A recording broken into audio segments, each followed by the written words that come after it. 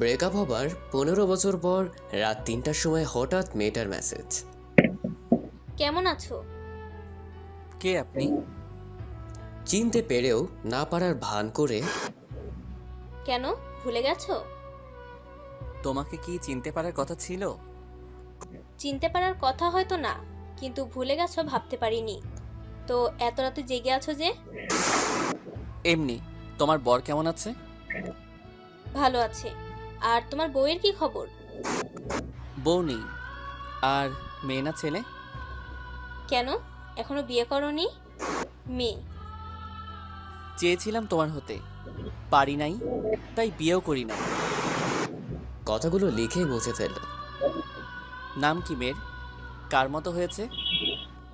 ইসরাত জাহান মেঘা। কথা ছিল তোমার আর আমার বেবির নাম রাখবো এইটা। হ্যাঁ, বাচ্চাটা তোমার, কিন্তু তার বাবা আমি না। এবারও কথাগুলো লিখে তাকে না দিয়েই মুছে ফেলল সে। সুন্দর নাম। তুমি কি বিজি? না তো। এত দেরি করে রিপ্লাই দিচ্ছ কেন? কারোর সাথে কথা বলছো নাকি? আমি কি তোমাকে বিরক্ত করছি? ছেলেটা বারবার মেসেজ লিখে মুছে ফেলছে, তাই দেরি হচ্ছে। কিন্তু মিথ্যা কথা বলল মেয়েটা। একটা মেয়ের সাথে কথা বলছি, আর মাঝে মাঝে তোমার মেসেজে রিপ্লাই দিচ্ছি। তুমি যে বললে এমনি জেগে আছো, বিরক্ত করছি তোমাকে? ভালোবাসো মেয়েটাকে? হুম, একটু বিরক্ত করছো। নতুন বান্ধবী বেশ ভালো মেয়েটা। সে আমাকে আর আমি তাকে খুব ভালোবাসি। দেখতেও অনেক সুন্দর। আচ্ছা, তাহলে ভালো থেকো। আল্লাহ হাফেজ। আল্লাহ হাফেজ।